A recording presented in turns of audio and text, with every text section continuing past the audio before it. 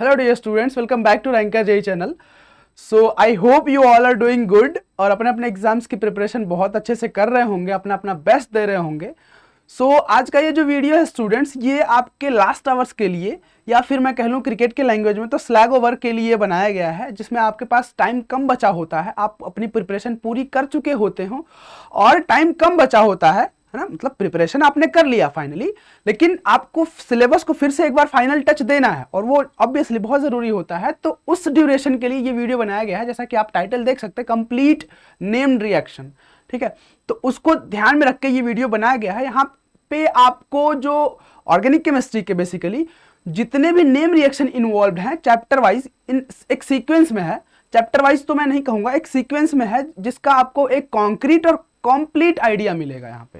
ठीक है, तो ये वीडियो देखने के बाद मुझे नहीं लगता कि कोई आपका इस तरह से जो इन टॉपिक्स या फिर नेम रिएक्शन से रिलेटेड कुछ क्वेश्चंस आएंगे तो वो आप है ना छोड़ना पड़ेगा आपको, क्योंकि जो इंफॉर्मेशन यहाँ पे पुट की गई हैं ये बहुत ही ज़्यादा कॉन्क्रीट है ना, और सफिशियंट इंफॉर्मेशन एग्जाम्स के पर्सपेक्टिव से। तो हम लोग नेम रिएक्शन आज पढ़ेंगे, तो आई होप कि आपको ये वीडियो पसंद आएगा। ठीक है, तो चलिए लेट ना करते हुए स्टार्ट करते हैं। जैसे कि पहला नेम रिएक्शन, जो भी कोई 11th-12th का बंदा है ना, या फिर मैं कह लूँ 11th की अगर मैं बात कर लूँ तो जो पढ़ता है वो सैंडमैन रिएक्शन पढ़ता है। ठीक है, तो आप यहाँ से देख सकते हैं कि सैंडमैन रिएक्शन में बेसिकली क्या होता है। सैंडमैन रिएक्शन वैसे तो आपको ना थोड़ा अलग अलग बुक्स में पढ़ेंगे या फिर अलग अलग प्रिपरेशन वाली जो बुक बहुत सारी आती है उनमें आप पढ़ेंगे थोड़ा सा कंफ्यूज हो जाएंगे। ठीक है, लेकिन जो पर्टिकुलरली जो सैंडमैन रिएक्शन होता है वो बेंजीन डाइजोनियम से और यहाँ तक आता है। ठीक है, बेंजीन डाइजोनियम सॉल्ट, इसका कोई भी सॉल्ट हो सकता है, पर्टिकुलरली यहाँ पे हम लोग एक्स कहें तो ज़्यादा अच्छा है ना, एक्स कहें तो ज़्यादा अच्छा है। ये पेन मुझे ब्लैक ही सेलेक्ट करें, ये एक्स कहें तो ज़्यादा अच्छा है। हैलाइड कोई भी काउंटर एनायन, ठीक है, हो सकता है। तो बेंजीन डाइजोनियम सॉल्ट से है ना हेलोबेंजीन्स या फिर हेलोएरिन्स का फॉर्मेशन जो होता है वही सैंडमैन रिएक्शन आपका होता है। ठीक है, कहीं कहीं आपको देखने को मिलता है कि एनिलीन से चल के फिर डाइजोनियम सॉल्ट बनता है, फिर उसके बाद उस पर हेलोजिनेशन होता है, तो वो भी सैंडमैन रिएक्शन लोग बोलते हैं। लेकिन मैं आपको बोलूंगा कि कॉन्क्रीट जो एग्जैक्ट सैंडमैन रिएक्शन होती है वो यहां से चल के यहां तक चलती है। ठीक है, और इनका जो काउंटर एसिड होता है, जैसे यहाँ पे CuCl लिखा हुआ है तो उसका काउंटर एसिड, उसी तरीके से यहाँ पे CuBr है तो HBr, और यहाँ पे CuCN है तो हम लोग KCN यूज करते हैं। ठीक है, ये पॉइंट ध्यान देने वाली बात है, ये KCN यूज होता है क्योंकि यहाँ से बेसिकली हम लोगों को साइनाइड का सोर्स चाहिए होता है, और HCN है ना इटसेल्फ में साइनाइड का सोर्स बहुत अच्छा नहीं होता, इसलिए KCN यूज होता है। ठीक है, ये हो गया आपका जो है सैंडमैन रिएक्शन। अब इसकी अगर मैकेनिज्म की हम लोग बात करें तो आप देख सकते हैं कि यहां से बेंजीन डाइजोनियम से स्टार्ट हुआ है और यहां पे हम लोगों को कॉपर जो कि यहां पे यूज हुआ है। ठीक है, मैं बहुत डिटेल में आपको नहीं समझाऊंगा मैकेनिज्म, ठीक है, स्टेप वाइज नहीं समझाऊंगा मैं, कुछ जो एग्जैक्ट ओवरव्यू होता है, जो मेटल का रोल है या फिर सबस्ट्रेट का पर्टिकुलरली रोल है, रिएक्शन कंडीशन का जो रोल है उसके बारे में समझाऊंगा, और जो कुछ स्पेशल फीचर होंगे वो उसके बारे में हम लोग बात करेंगे। ठीक है, तो ये आपका सैंडमैन रिएक्शन का एक एग्जांपल वीडियो रोको, आप मैकेनिज्म देखो, है ना, आपको ऑटोमेटिक रिवाइज हो जाएगा। ठीक, आप इनमें देखोगे तो कुछ इस तरह से ये मैकेनिज्म प्रोसीड करती है। ठीक है, और जो स्पेशल फीचर इस पॉइंट सैंडमैन रिएक्शन का जो स्पेशल पॉइंट है वो ये है कि इससे बस यही हैलाइड्स बनते हैं, बेंजीन क्लोराइड, ठीक है, या फिर ब्रोमोबेंजीन, क्लोरोबेंजीन, ब्रोमोबेंजीन या फिर साइनोबेंजीन, बस इन्हीं का फॉर्मेशन होता है सैंडमैन रिएक्शन से। पर्टिकुलरली जो नहीं होता है वो क्या होता है कि फ्लोरोबेंजीन या फिर आइडोबेंजीन, ये नहीं बनते हैं। ठीक है, मतलब वो सैंडमैन रिएक्शन से इस प्रोसेस से नहीं बनते, बाकी बनाए तो जाते ही हैं। ठीक है, उनका प्रोसेस अलग होता है। अब बात आती है कि क्यों नहीं बनते हैं। ठीक है, तो यहां पे आप देख सकते हैं कि ये जो है कुछ यहां से आगे बढ़ोगे जब आप, तो आपको यहां पे फ्री रेडिकल का फॉर्मेशन दिखेगा। ठीक है, फ्री रेडिकल का फॉर्मेशन दिखेगा। अब अगर मैं बात करूं तो फ्री रेडिकल यहां से HF है, फ्री रेडिकल अगर कोई बनाना चाहेगा तो कैसा होगा, होमोलिटिक क्लीवेज होगा। ठीक है, इस बॉन्ड का होमोलिसिस होगा और यहां से F रेडिकल और H रेडिकल का कोई जनरेशन होगा, कुछ इस तरह से होना होता हो। उसी तरीके से HI के केस में भी अगर हम बात करें तो वही सेम चीज यहां चाहिए। भाई यहाँ पे देख सकते हो ना, यहाँ पे फ्री रेडिकल बन रहा है आपका। ठीक है, फ्री रेडिकल बन रहा है तो फ्री रेडिकल से ही तो रिएक्शन करेगा ना, वो फ्री रेडिकल ही वहां जाके अटैच करेगा। ठीक, तो यहां दिक्कत इसमें इस स्टेप में होती है, ये जो फ्री रेडिकल का जनरेशन होता है वो यहाँ पे स्टेप होता है। ठीक है, इस स्टेप में होती है। वो क्या होता है कि ये बॉन्ड में बहुत ज्यादा एनर्जी चाहिए होता है। ठीक है, जो HF का बॉन्ड रहता है, हाइड्रोजन फ्लोराइड का जो बॉन्ड है, उसको ब्रेक करने के लिए इस मैनर में बहुत ज्यादा एनर्जी चाहिए, बहुत ज्यादा एनर्जी चाहिए। ठीक है, तो वो इस तरह से ब्रेक कर पाना इम्पॉसिबल होता है। ठीक है, तो यहां से F जो है फ्लोरीन रेडिकल नहीं मिल पाता हमें इस प्रोसेस से। अब क्या है, अब आयोडाइड की अगर हम बात कर लें, आयोडाइड की बात कर लें, तो आयोडाइड का जो फ्री रेडिकल है, अब आप कहोगे कि भाई चलो ठीक है, ये जो बॉन्ड है बहुत स्ट्रांग है। ठीक, ये बॉन्ड बहुत स्ट्रांग है, लेकिन इसका क्या, ये तो उतना स्ट्रांग नहीं होगा ना, वो इतना इलेक्ट्रोनेगेटिव भी नहीं, ये बॉन्ड पोलराइज फटाक से हो जाएगा। ठीक है, ये बॉन्ड उतना इलेक्ट्रोनेगेटिव आई तो है नहीं, तो अब ये बॉन्ड कैसे नहीं टूटेगा। ठीक है, तो मैं बोलूंगा कि चलो टूट जाएगा, लेकिन ये जो जो आयोडाइड रेडिकल है ना, आई का साइज बहुत बड़ा होता है, आयोडीन का साइज बहुत बड़ा, सबको पता है। तो ये जो रेडिकल बनते हैं ये बहुत बल्की रेडिकल्स होते हैं, तो बल्की होने की वजह से क्या है, मोबिलिटी इनकी बहुत कम होगी। ठीक है, मोबिलिटी कम हो, मोबिलिटी मतलब बल्की होंगे बहुत। आप देखे होंगे बहुत सारे लोग होते हैं जो बहुत मोटे होते हैं, सुस्त होते हैं, कम एक्टिविटी करना चाहते हैं, वो लेजी होते हैं। तो ये भी उसी तरीके से लेजी होगा। अब अपने जैसे किसी फ्री रेडिकल को कन्विंस करेगा, और पास में जैसे ही ये फ्री रेडिकल बना, अपने जैसे फ्री रेडिकल बना, अटैच होके ऐड होके I2 का फॉर्मेशन कर लेता है। अब I2 तो चाहिए नहीं यहाँ पे फ्री रेडिकल चाहिए। ठीक है, यहाँ पे तो फ्री रेडिकल चाहिए ना।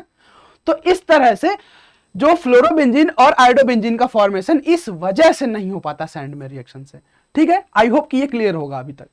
उसके बाद आता है कि अगर हम मान ले कि हमें बनाना ही है फ्लोरोबेंजीन, ठीक है, हमें फ्लोरोबेंजीन बनाना ही है, हम भी अड़ गए कि हमें बनाना है। ठीक है, तो ये प्रोसेस होता है बेसिकली, इस प्रोसेस को हम लोग बाल्ट-सीमेन, यहां पे जो जैसे इसी वाले में देख लो, बेंजीन डाइजोनियम से हम लोग ये इस तरह के एसिड्स या फिर कॉपर के सॉल्ट यूज कर रहे थे। ठीक है, वो चीज हम लोग बेंजीन डाइजोनियम से शुरू तो करेंगे, बेंजीन डाइजोनियम से शुरू करेंगे, लेकिन हम लोग रिएजेंट क्या यूज करेंगे, टेट्राफ्लोरोबोरेट। ठीक है, या फिर इसको बोरिक एसिड भी बोलते हैं। ठीक है, इसको बेसिकली आप लोग बोले टेट्राफ्लोरोबोरेट।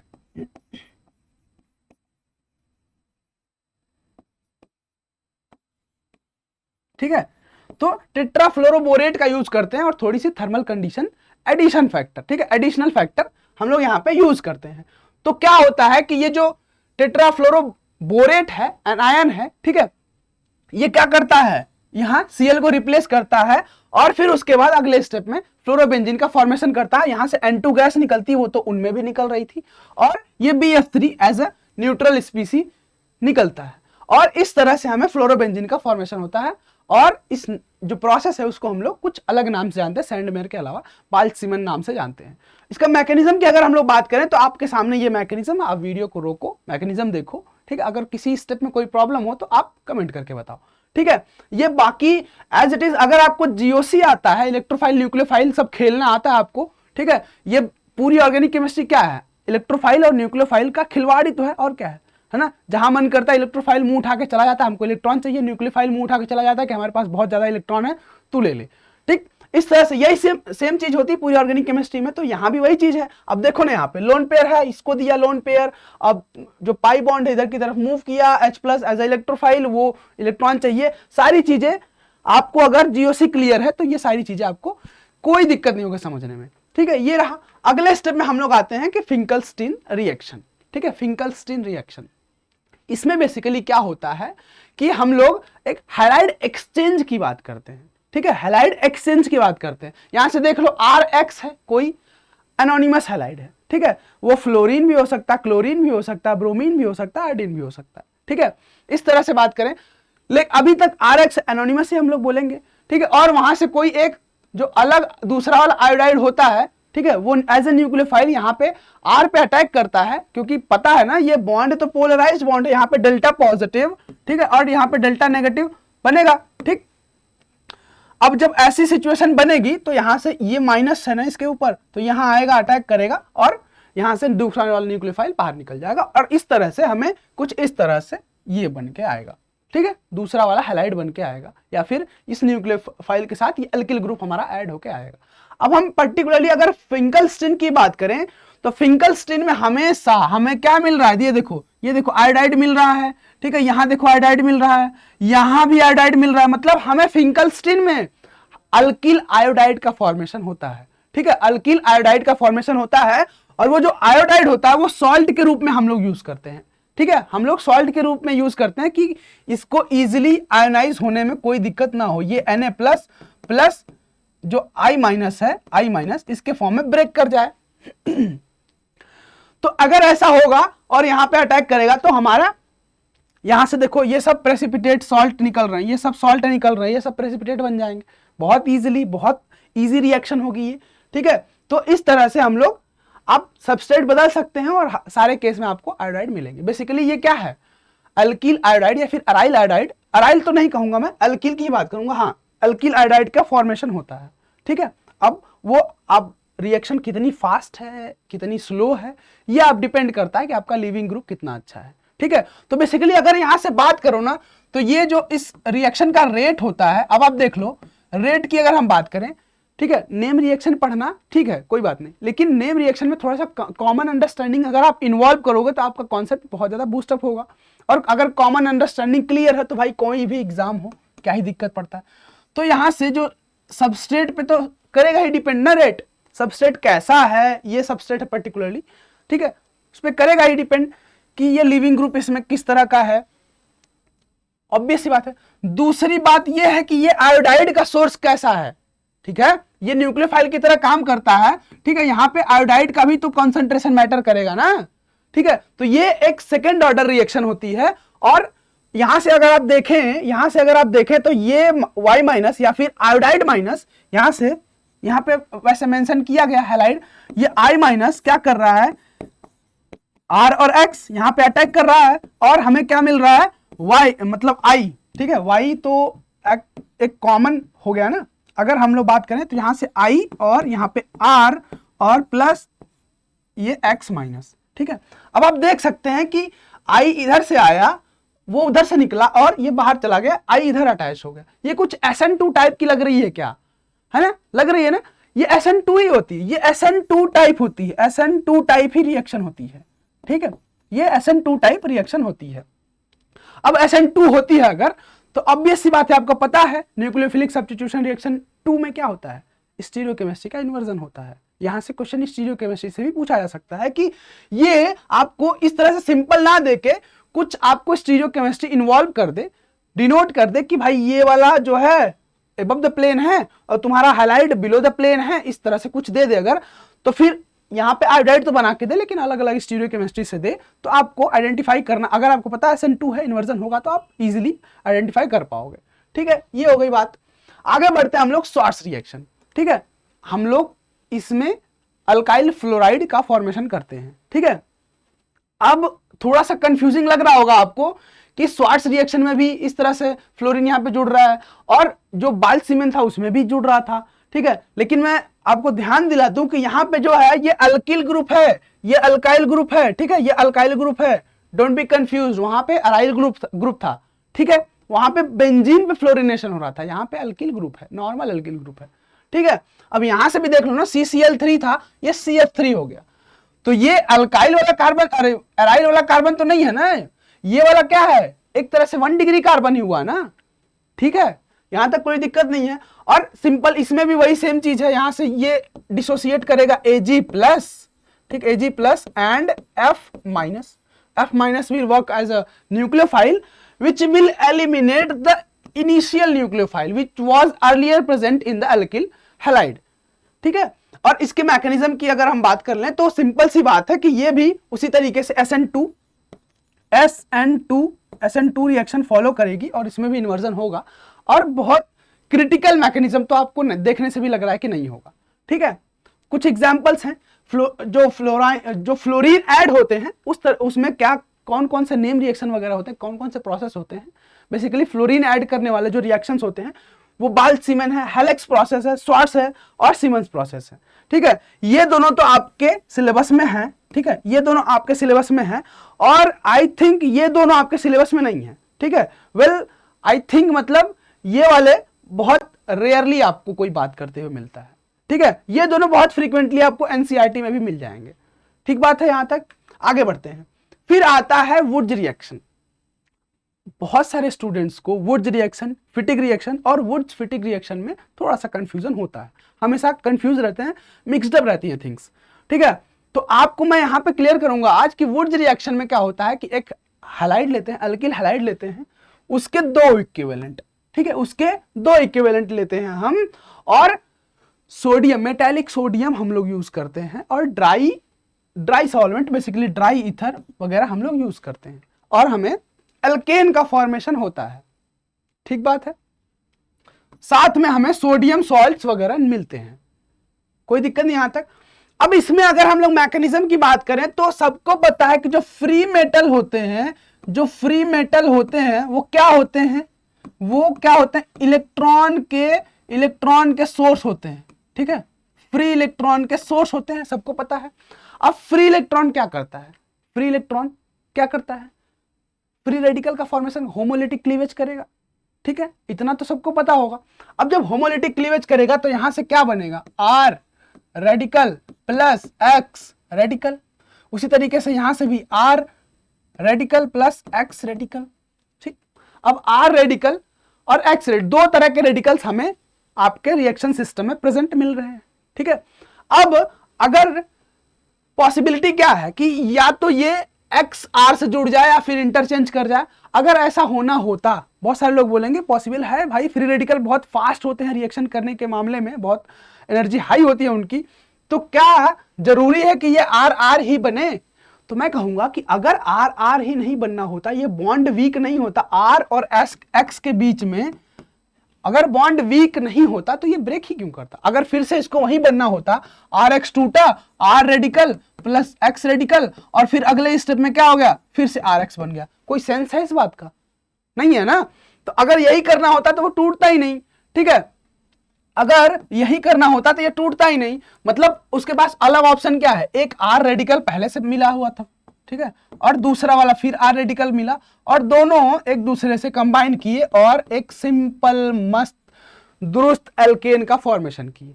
ठीक है, और ध्यान रहे ये जो फ्री रेडिकल होते हैं, सिंगल डॉट इलेक्ट्रॉन्स होते हैं, उनको हम लोग फुल डबल हेडेड एरो से नहीं दिखाते, इस वाले एरो से हम लोग नहीं दिखाते।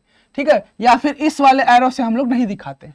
ठीक है, ये दोनों ही हम लोग बहुत ही रिएक्शन मैकेनिज्म में एरो यूज करते हैं, उनको बेसिकली हम लोग सिंगल हेड एरो से रिप्रेजेंट करते हैं। ठीक है, अगर आपको नहीं पता है तो आगे से ध्यान रखना कि इसको हम लोग सिंगल हेडेड एरो से रिप्रेजेंट करते हैं, या फिर जहां भी होमोलिसिस होती है बॉन्ड की, वहां भी इस तरह का एरो हम लोग यूज करते हैं। ठीक है, इसको हम लोग फिश हुक एरो भी बोलते हैं। ठीक बात है, यहां तक कोई दिक्कत नहीं है। चलो आगे बढ़ते हैं।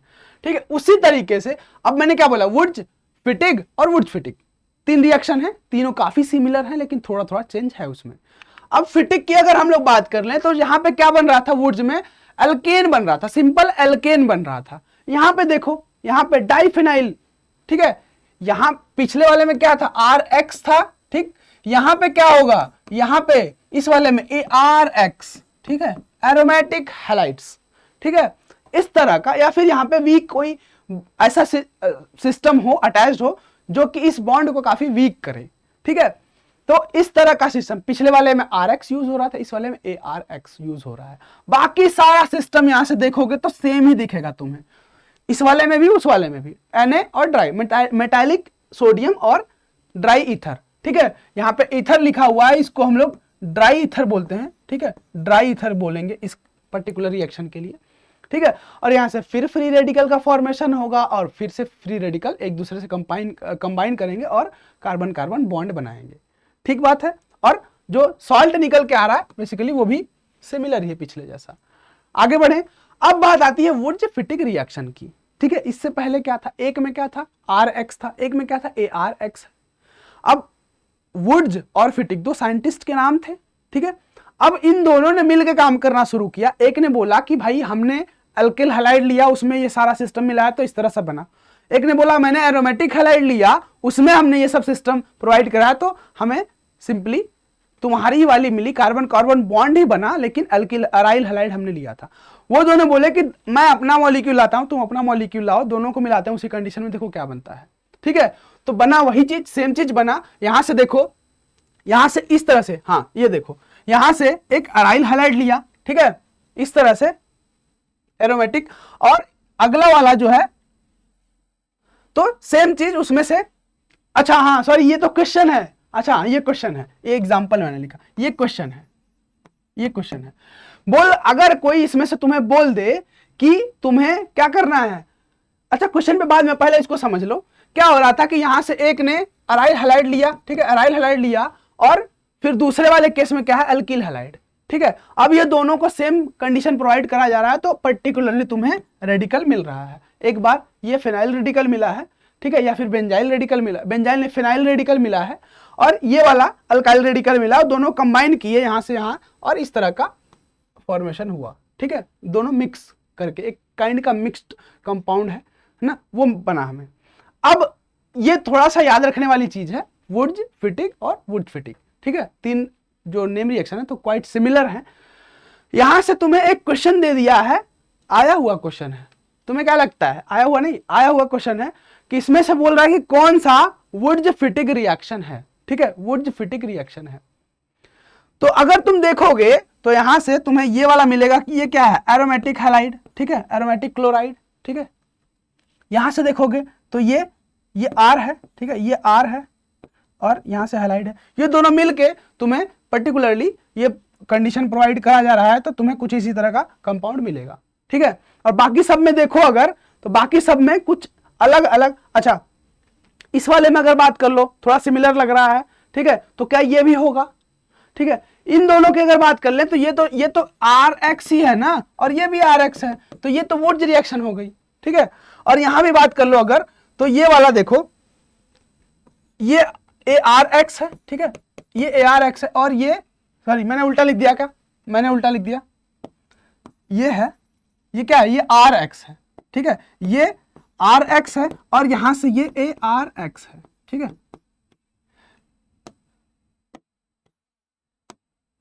ये ए आर और एक्स, ठीक। अब इन तीनों केस में तुम्हें ये भी वही सेम चीज है, ये ए आर एक्स है एरोमेटिक हैलाइड, और यहां से ये आर एक्स, ये तीनों केस में तुम्हें मिक्स्ड वाले जो है मिल रहे हैं हैलाइड्स, ठीक, और उनमें पर्टिकुलरली Na और ड्राई एथर ट्रीट किया जा रहा है, तो ये वुड्स फिटिक रिएक्शन वाली कंडीशन प्रोवाइड कर रहे हैं, ठीक है। इनमें से अगर पूछ देता है इस तरह कि कितने वुड्स फिटिक वाले हैं या फिर कौन सा वुड्स फिटिक नहीं है, ठीक है, तो इस तरह से तुम क्वेश्चन देखने को मिल सकता है तुम्हें, ठीक है।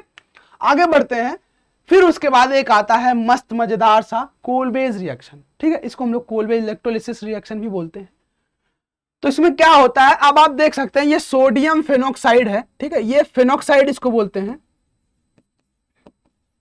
फेनोक्साइड है। इसमें बेसिकली क्या होता है, या फिर इसको हम लोग कार्बोक्सिलेशन भी बोलते हैं, ठीक है, या फिर फॉर्माइलेशन भी बोलते हैं, ठीक है, फॉर्माइलेशन ऑफ सोडियम फेनोक्साइड भी बोलते हैं। अब क्या होता है यहां पे देखो, अगर हम लोग अगर बात करिए, फेनोक्साइड आयन है, ठीक है, अब यहां पे CO2 आया, अटैच हुआ, और वो अपने सॉल्ट के फॉर्म में है, ठीक है, या फिर इसको हम लोग फॉर्मेशन ऑफ सैलिसिलिक एसिड भी बोलते हैं, इसको बेसिकली क्या, इसका नाम ही है सैलिसिलिक एसिड, सैलिसाइलिक एसिड, ठीक है।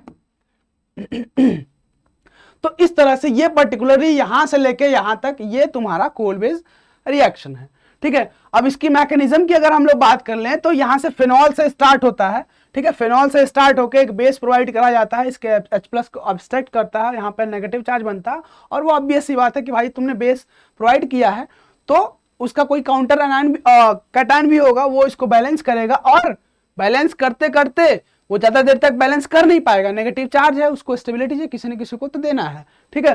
तो ये सिंपली CO2 पे अटैक करेगा, और आपको इस तरह से जो है मैकेनिज्म प्रोसीड करती नजर आएगी, ठीक है। ये बेसिक केमिस्ट्री है, आपको कोई दिक्कत यहां तक नहीं होनी चाहिए, ये बहुत ही इजी स्टेप्स हैं। ये रहा आपका कोलबेज रिएक्शन, ठीक है। आगे बढ़े, अब देखो उसके बाद आती है बहुत ही फेमस सी रिएक्शन, रीमर टीमान रिएक्शन, ठीक है, रीमर टीमान रिएक्शन। ये फेमस और थोड़ी सी यूनिक भी है, ठीक है। यूनिक इसलिए है कि इसमें जो रिएक्टिव इंटरमीडिएट बनता है वो अभी तक जो बनता आया था उससे थोड़ा हटके है। जो रिएक्टिव इंटरमीडिएट बन रहा है वो ये बन रहा है, और ये एक तरह का कार्बीन है, ठीक है, ये कार्बीन है आपका, ठीक है। इसको हम लोग डाइक्लोरो, क्लोरीन ग्रुप अटैच है तो हम लोग डाइक्लोरो कार्बीन भी बोलते हैं, ठीक है, अब ये एज अ रिएक्टिव इंटरमीडिएट हम लोगों को यहां पे ट्रीट करना इसके साथ। ठीक है, अब देखो यहां से पहले तो तुम्हें ये बता दिया पहला स्टेप में क्या है, स्टेप 1 में क्या है। ठीक है, ये स्टेप 1 है आपका। इसमें क्या हुआ है, कार्बिन का फॉर्मेशन हुआ है। तुमने एक बेस लिया है और CHCl3 जिसको बेसिकली हम लोग क्लोरोफॉर्म बोलते हैं।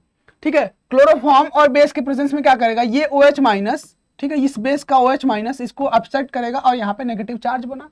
अब नेगेटिव चार्ज बना उस कार्बन पे और 3 क्लोरीन अटैच्ड है। वैसे तो ये नेगेटिव चार्ज है, 3 इलेक्ट्रॉन विड्रॉइंग ग्रुप है, ठीक ठाक है, लेकिन यहां से क्लोरीन और अच्छा दरिया दिली दिखाया और यहां से नेगेटिव चार्ज को लेके या फिर बॉन्ड पेयर को लेके निकल गया बाहर।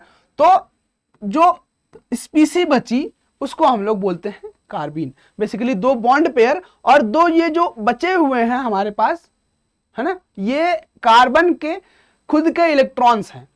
ठीक, अब ये कार्बिन है, कार्बिन बेसिकली आपको पता है, अगर पढ़े होंगे तो सिंगलेट और ट्रिपलेट 2 तरह की होती है। इनको हम लोग लोन पेयर नहीं बोलते हैं, है ना, एक कॉमन टाइप से लोन पेयर नहीं बोलते हैं हम लोग, जनरलाइज्ड लोन पेयर नहीं है वो।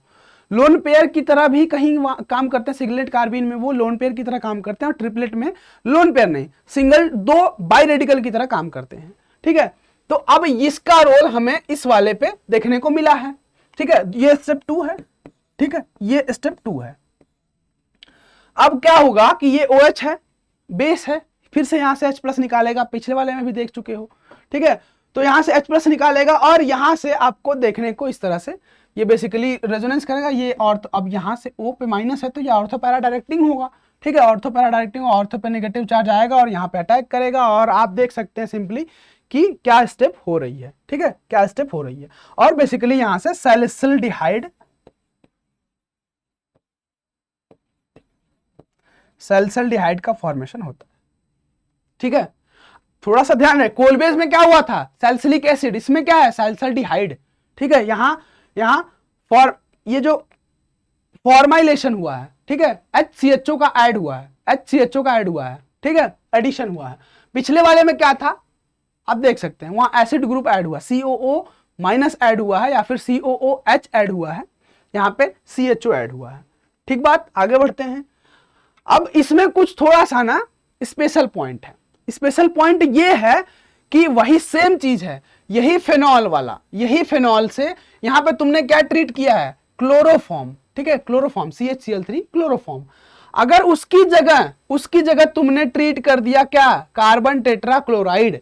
कार्बन टेट्राक्लोराइड अगर तुमने ट्रीट कर दिया तो ये रिएक्शन है, ये पाथवे है, ये फॉलो करते हुए तुम थोड़ा सा नोटिस करना। मेरा कंसर्न ये है कि जैसे तुमने CCl4 यूज करा तो फिर से तुम्हें क्या मिलेगा, ये एसिड फिर से सैलिसिलिक एसिड बन के आएगा। ठीक है, फिर से सैलिसिलिक एसिड मिलेगा। ठीक बात है, मतलब एक रिएजेंट तुमने चेंज किया तो पूरा फंक्शनल ग्रुप ही चेंज हो गया। यहां क्या था, एल्डिहाइड था, यहां क्या है, एसिड बन के आ रहा है। ठीक है, ये स्पेशल फीचर होता है इस रिएक्शन का, या फिर ये रिएक्शन ना भी समझो, अगर रिमर टिमर से इससे रिलेट ना करो, ये कुछ मिलती जुलती है रिमर टिमर जैसी, इसलिए ये पॉइंट यहां पे डिस्कस करना जरूरी था। ठीक है, आगे बढ़ते हैं। अगली स्टेप है रोजेनमुंड रिडक्शन। ठीक है, रोजेनमुंड रिडक्शन ये बहुत ही फेमस रिएक्शन है, बहुत ज्यादा फेमस रिएक्शन है, रिडक्शन रिएक्शन है ना, और रिडक्शन भी किसका आप देख सकते हैं। ठीक है, यहां से जो एसिड क्लोराइड से एल्डिहाइड का फॉर्मेशन होता है। ठीक है, ये एक तरह का रिडक्शन है। ठीक है, एक तरह का रिडक्शन है। यहां पे क्या हुआ, पैलेडियम और BaSO4 यूज होते हैं। ठीक है, बहुत बार आप लोगों को रिएजेंट का रोल भी पूछ दिया जाता है ऑप्शन में कि बेरियम सल्फेट का यूज क्या है या फिर पैलेडियम का यूज इसमें क्या है। ठीक है, और ये इस तरह से आती है, ये मैकेनिज्म है आपकी। अगर मैं स्पेशल पॉइंट की बात करूं या फिर रोल पूछूं कि आपका BaSO4 का रोल क्या है, ठीक है, या फिर पैलेडियम का रोल क्या है, पैलेडियम का रोल क्या है। ठीक बात है, पैलेडियम मेटल होता है। ठीक है, पैलेडियम मेटल होता है। ठीक है, और ये BaSO4 क्या, सॉल्ट है, सॉल्ट है। ठीक है, तो ये जो इनका कॉम्बिनेशन होता है, ये एक तरह से कैटलिस्ट का काम करते हैं, जिसमें से कि जो मेटल होता है, ठीक है, ये जो इनका जो मिक्सचर है ये सरफेस प्रोवाइड करता है। ठीक है, कैटलिस्ट सरफेस प्रोवाइड करता है। ठीक है, प्रोवाइड्स सरफेस प्रोवाइड करता है। ठीक है, BaSO4 सरफेस प्रोवाइड करता है। पैलेडियम जो होता है ये रिएक्शन को एज अ पॉइजन की तरह काम करता है, ठीक है, पॉइजन की तरह काम करता है, जो कि क्या करता है, इनहिबिट्स, रिएक्शन को रोकता है, इनहिबिट्स द रिएक्शन, है ना। अगर यार रिडक्शन है तो ये वाले डबल बॉन्ड्स भी तो रिड्यूस हो जाने चाहिए थे ना। तो एक कंट्रोल्ड रिडक्शन करने के लिए पूरी रिएक्शन को इनहिबिट करना पड़ता है, डीएक्टिवेट करना पड़ता है। तो यहां पे जो पैलेडियम है वो पॉइजन की तरह काम करता है और BaSO4 क्या करता है, सरफेस प्रोवाइड करता है इस पैलेडियम को, ठीक है, सरफेस प्रोवाइड करता है इस पैलेडियम को। ये इसका रोल हो गया। अब आप देख सकते हैं कि क्या हो रहा है, ठीक है, यहां से पैलेडियम आया और इस कार्बन और Cl के बॉन्ड में इंसर्ट हो गया, ठीक है, मतलब इस तरह का। यहां पे पैलेडियम 0 स्टेट में था, अब यहां पे क्या होगा, यहां पे +2 ऑक्सीडेशन स्टेट में है। आप देख सकते हो कितनी प्यारी सी रिएक्शन है ये, ठीक है, यहां प्लस, यहां 0 में था और 0 to +2 गया, ठीक है। तो इस वाला जो स्टेप है इसको हम लोग बेसिकली क्या बोलते हैं, ऑक्सीडेटिव एडिशन, ऑक्सीडेटिव एडिशन भी बोलते हैं इस स्टेप को, ठीक है। अब ऑक्सीडेटिव एडिशन क्यों बोलते हैं, हमने बात किया अभी ना कि 0 ऑक्सीडेशन था, स्टेट था इसका, अब यहां से +2 में गया, ऑक्सीडेशन स्टेट चेंज हो गया, बढ़ा, इसलिए इसको हम लोग ऑक्सीडेटिव स्टेट स्टेप बोलते हैं या फिर ऑक्सीडेटिव एडिशन बोलते हैं, ठीक है। इस तरह से बात हो गई। अब जो H2 है, H2 हमने यूज किया ना, यहाँ पे H2 यूज किया है, बेसिकली रोल तो इसी का है पूरा, ठीक है। तो H2 एक यहां आके जुड़ता है और एक उधर जाके जुड़ जाता है। आप देख सकते हैं कि HCl और पैलेडियम फिर से 0 स्टेट में आ जाती है। मतलब यहां से देख सकते हो कि कैटलिस्ट का रोल क्या होता है। सबको पता है ना कि रिएक्शन में जो कैटलिस्ट यूज होते हैं वो बेसिकली किस लिए होते हैं, कि आप के रिएक्शन को वो थोड़ा सा कैटलाइज करेंगे, बढ़ाएंगे या फिर घटाएंगे, ठीक है, कैटलाइज करें, एक्टिवेट करेंगे या फिर डीएक्टिवेट करेंगे। कैटलिस्ट दोनों काम करते हैं, ठीक है, उनका नाम अलग अलग होता है बस। एक एक्टिवेटर होता है, डीएक्टिवेटर होता है, ठीक है, वो आप केमिकल काइनेटिक्स में पढ़ेंगे। तो कैटलिस्ट का काम यही होता है कि आपके रिएक्शन को, रिएक्शन के रेट को बेसिकली वो आपको इंक्रीज करे या फिर डिक्रीज करे, चेंज करे, और at the last of the reaction वो कैटलिस्ट उसी फॉर्म में हमें मिले जहां जैसे हमने उसको रिएक्शन में डाला था, ताकि हम लोग उसको फिर दूसरे रिएक्शन में यूज करते हैं। कैटलिस्ट का काम इतना सा होता है और ये इसकी कैटलिस्ट की जो होती है स्पेशल फीचर होती है। So for so good. चले आगे। तो आप यहां से देखो 0 to +2 +2 to फिर 0, ताकि ये वाला फिर से दूसरे वाले रिएक्शन में यूज हो सके, दूसरे रिडक्शन रिएक्शन में यूज हो सके। ये क्लियर हुआ रोजेनमुंड रिएक्शन। आगे बढ़ते हैं, गैटरमैन कोच रिएक्शन, ठीक है, बेसिकली इसको हम लोग फॉर्माइलेशन भी बोलते हैं। आप देख सकते हैं कि यहां से ये ग्रुप ऐड हुआ है यहाँ पे HCO या फिर CHO, ठीक है। तो एक तरह से बेंजीन का फॉर्माइलेशन हुआ है और ये एक सिंपल सी उसकी मैकेनिज्म है, CO है, CO, ठीक है, कार्बन मोनोऑक्साइड। आपको पता है कि कुछ इस तरह का सिचुएशन होता है न्यूट्रली, अगर हम लोग इसको लिखें या फिर इसको हम लोग कुछ इस तरह से भी लिख सकते हैं जैसा यहाँ पे लिखा गया है, C ट्रिपल बॉन्ड O और कार्बन पे नेगेटिव चार्ज और ऑक्सीजन पे पॉजिटिव चार्ज। कैसे कि ये लोन पेयर हुआ होगा इसके पास, इसने इसको दिया होगा, ठीक है, और इसने लिया होगा तो इसके ऊपर नेगेटिव चार्ज और इसने दिया तो उसके ऊपर पॉजिटिव चार्ज, ये लिखा गया है। उसके बाद HCl यूज हुआ है। बेसिकली ये 2 स्टेप की रिएक्शन है। यहां से HCl आया और आप देख सकते हैं basic general organic chemistry, I don't need to explain each and every step, I think, ठीक है। आगे बढ़ते हैं। तो ये दूसरा वाला, यहां से तुम्हें इलेक्ट्रोफाइल का फॉर्मेशन हुआ, ठीक है, यहां से एक इलेक्ट्रोफाइल का ये एज ए इलेक्ट्रोफाइल वर्क करेगा। क्यों? क्योंकि यहाँ पे डेल्टा नेगेटिव और यहाँ पे डेल्टा पॉजिटिव है। अब यहां से देखो, ठीक है, या फिर यहां से इलेक्ट्रोफाइल का जनरेशन होगा, ठीक है, ये इलेक्ट्रोफाइल सोर्स है, ठीक, ये इलेक्ट्रोफाइल का क्या है, सोर्स है। कैसे सोर्स है, यहां से Cl माइनस बाहर जाएगा तो HCO पॉजिटिव के टर्म में आपको इलेक्ट्रोफाइल मिलेगा, जो कि आप यहां से देख सकते हैं, ये फॉर्माइल कैटायन, ठीक है, फॉर्माइल कैटायन। और यही आके यहाँ पे बेंजीन पे यहाँ से इलेक्ट्रोफिलिक सब्स्टिट्यूशन रिएक्शन होती है, ESR, इलेक्ट्रोफिलिक सब्स्टिट्यूशन रिएक्शन होती है, जो कि benzene and their derivatives only देते हैं, ठीक है। आगे बढ़ते हैं और हमें लास्ट में देख सकते हैं कि बेंजल्डिहाइड का फॉर्मेशन हुआ। अब इसके डेरिवेटिव्स भी होते तो कुछ इसी तरह का सिचुएशन होता, प्रोवाइडेड दैट कि that derivatives should not react with this reagents, ठीक है। तो यही रिएक्शन होती। आगे बढ़ते हैं। अगली रिएक्शन आती है, बहुत ही अच्छी सी प्यारी सी रिएक्शन, इसमें थोड़ी सी आपको मैकेनिज्म समझनी पड़ेगी, स्टेफेंस रिडक्शन, ठीक है, ये भी एक तरह का रिडक्शन है, रिएक्शन है। हम लोग स्टेफन रिएक्शन भी बोलते हैं, स्टेफन रिडक्शन रिएक्शन भी बोलते हैं। आप देख सकते हैं यहाँ पे कि ये 2 स्टेप की रिएक्शन है। यहाँ से नाइट्राइल से, ठीक है, नाइट्राइल से हमें क्या मिल रहा है, अल्डिहाइड का फॉर्मेशन हो रहा है। ठीक है, अल्डिहाइड का फॉर्मेशन हो रहा है। ठीक, अब यहां से अगर देखोगे, यहां से देखोगे तो ये 2 स्टेप की रिएक्शन है। मैकेनिज्म समझना हो तो यहां देख लो, वीडियो को रोक लो, एक बार समझ लो मैकेनिज्म, रिवाइज कर लो, आपको बहुत ही इजी वे में आपको मैकेनिज्म समझ में आ जाएगी। ठीक है, अब इसमें अगर तुम्हें यहां नहीं भी बहुत बार तुम्हें देखने को बहुत सारे लोग इजीली ये समझा देते हैं ये रिएक्शन कि यहां RCN तुम्हारा था, ठीक है, एल्किल नाइट्राइल था, H+ ट्रीट किया गया, कुछ इस तरह से बॉन्ड पोलराइज हुआ, Cl आया, इस पे अटैक किया क्योंकि यहाँ पे पॉजिटिव चार्ज था, Cl- आया, और फिर SnCl2 और HCl के केस में यहाँ पे तुम्हें इस तरह का इमीन का फॉर्मेशन होता है और फिर स्टीम डिस्टिलेशन करते हैं तो हमें अल्डिहाइड मिल जाता है। ठीक है, अब और अगर तुम्हें बहुत एक्सप्लिसिट वे में या फिर बहुत डिटेल में मैकेनिज्म समझनी है तो तुम इसको देखो। ठीक है, यहां से तुम एक डिटेल्ड मैकेनिज्म, हर एटम, हर जो इसमें स्पीसी इन्वॉल्व है, केमिकल स्पीसी, उसका रोल तुम्हें यहां से समझने को मिलेगा। ये एक तुम्हें याद करने के लिए कि स्टीम डिस्टिलेशन किया तुमने तो तुम्हें अल्डिहाइड मिल गया। ठीक है, अब तुम्हें जो समझना हो यहां से तुम्हें समझ सकते हो। ठीक है, आगे बढ़ते हैं, क्लेमेंसन रिडक्शन रिएक्शन।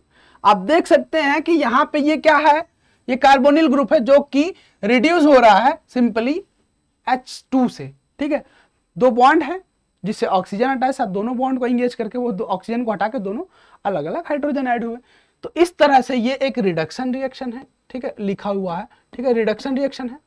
और ये जो क्लब बनता है, ये जो इनका कंपोजिट होता है, ठीक है, ये जो कपल होता है इसको हम लोग जिंक अमलगम बोलते हैं, यहां पे लिखा हुआ है। ठीक है, और अगर मैकेनिज्म की बात करो तो मैकेनिज्म देख लो, आपको फिर से वही लोन पेयर H+ जिंक आया, इसके पास भी यहाँ पे पॉजिटिव चार्ज था। ठीक है, यहाँ पे पॉजिटिव चार्ज था, इलेक्ट्रॉन की कमी, जिंक आया, उसके पास बहुत सारे इलेक्ट्रॉन है, इसने दिया, इस तरह से कॉम्प्लेक्स का फॉर्मेशन हुआ। ठीक है, कॉम्प्लेक्स का फॉर्मेशन हुआ, फिर सॉल्ट बाहर आया फिर से, और आपको एक बहुत अच्छे तरीके से यहाँ पे मैकेनिज्म समझने में आसानी होगी, आप देख सकते हैं।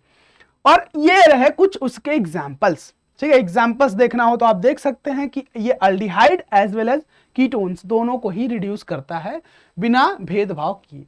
ठीक है, चलो तो फिर आगे बढ़ते हैं। उसी तरीके से एक और रिडक्शन रिएक्शन, वोल्फ किश्नर, यहां भी वही सेम चीज, कार्बोनिल से क्या हो रहा है, एल्केन की तरह, मतलब डबल बॉन्ड कौन सा, ऑक्सीजन और कार्बन वाला, उसको रिड्यूस करके दोनों हाइड्रोजन ऐड कर रहे हैं। और बेस्ट चीज क्या है कि यहां से N2 गैस निकल रही है।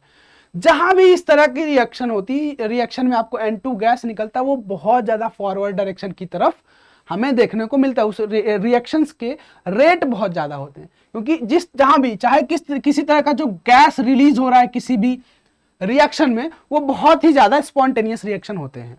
ठीक है, तो यहां से आप मैकेनिज्म समझना है अगर वोल्फ किश्नर का तो वो देख लो, इसको हम लोग हाइड्राजीन बोलते हैं, हाइड्राजीन। ठीक है, NH2 को हम लोग हाइड्राजीन भी बोलते हैं।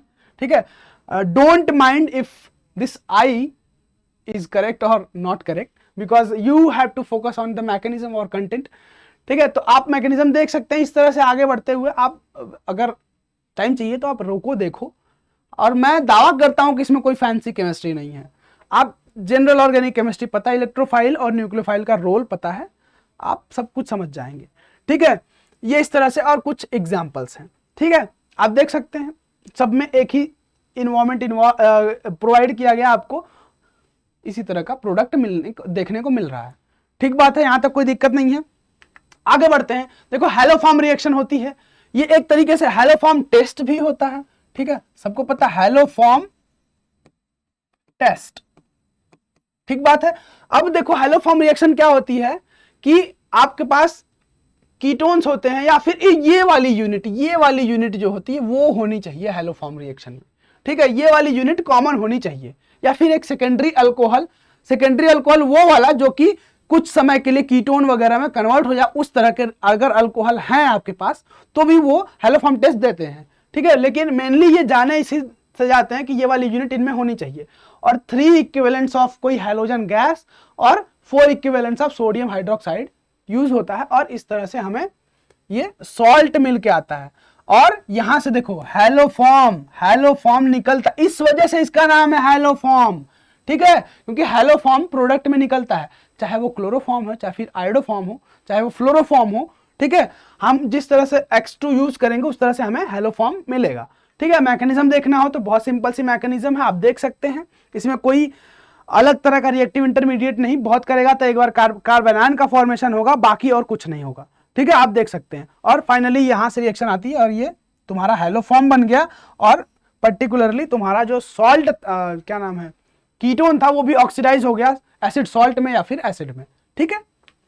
आगे बढ़ते हैं, अल्डोल कंडेंसेशन, ठीक है। अल्डोल कंडेंसेशन में आपको पता है, अल्डोल कंडेंसेशन में आपको अल्फा हाइड्रोजन नेसेसरी है।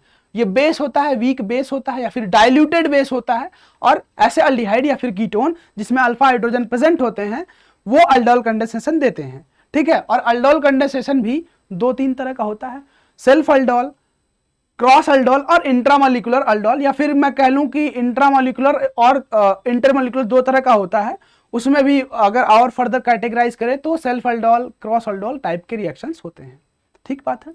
आगे बढ़ें तो आप मैकेनिज्म समझना हो तो आप देख सकते हैं एक स्टेप में यहां से कार्बोनाइन का या फिर इनोलेट का फॉर्मेशन होता है, और दूसरे स्टेप में वो दूसरे अल्डिहाइड या फिर कीटोन पे जाके अटैक करता है, न्यूक्लियोफिलिक अटैक करता है। और बेसिकली ये जो स्पीसी बनी है, ठीक है, इसको हम लोग अल्डोल बोलते हैं, ठीक है, अल्डोल बोलते हैं। ये बीटा हाइड्रोक्सी कीटोन या फिर बीटा हाइड्रोक्सी अल्डिहाइड जो बोलता है उसको हम लोग अल्डोल बोलते हैं, ठीक है। तो इस वजह से इसका नाम अल्डोल कंडेंसेशन पड़ता है। कंडेंसेशन इसलिए कि भाई 2 मॉलिक्यूल आप देख सकते हैं, एक मॉलिक्यूल ये 2 मॉलिक्यूल मिलकर कंडेंस होके एक मॉलिक्यूल बना रहे हैं प्रोडक्ट का, इसलिए इसका नाम कंडेंसेशन होता है, ठीक बात है। आगे चलते हैं, उसी तरीके से आता है आपका कैनिजारो रिएक्शन, ठीक है, कैनिजारो रिएक्शन आता है। अब कैनिजारो और अल्डोल में थोड़ा सा डिफरेंस होता है। कैनिजारो क्या होता है, स्ट्रॉन्ग बेस के प्रेजेंस में होता है, और यहां पे आपको special point no alpha hydrogen चाहिए, नो अल्फा हाइड्रोजन, ठीक है। ऐसे ही कीटोन्स या फिर अल्डिहाइड्स ये कैनिजारो रिएक्शन देते हैं, कैनिजारो रिएक्शन का पार्ट होते हैं जिसमें अल्फा हाइड्रोजन नहीं होता है, ठीक है। तो इसके भी कुछ बहुत कम एग्जांपल्स देखने को मिलते हैं, जैसे बेंजल्डिहाइड, फॉर्मल्डिहाइड या फिर 3 डिग्री अल्काइल से जुड़ा हुआ अल्डिहाइड, इस तरह के जिनके पास बेसिकली अल्फा हाइड्रोजन नहीं है तो वो आपको ये रिएक्शन देंगे।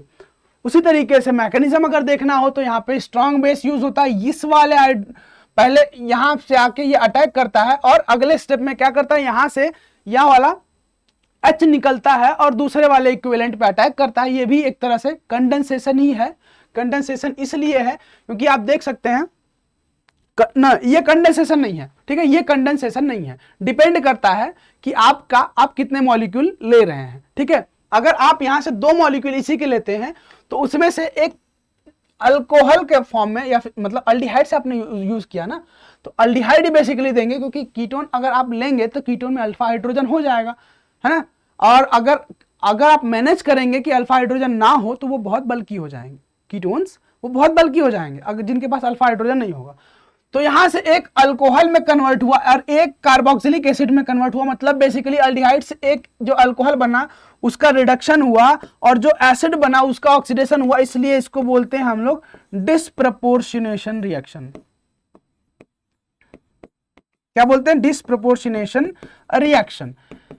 क्या एक ही स्पीसी एक बार ऑक्सीडाइज हो और उसका रिड्यूस फॉर्म भी एक सेम रिएक्शन में मिले, उस जो रिएक्शन होती है उसको हम लोग डिस्प्रोपोर्शनेशन रिएक्शन बोलते हैं।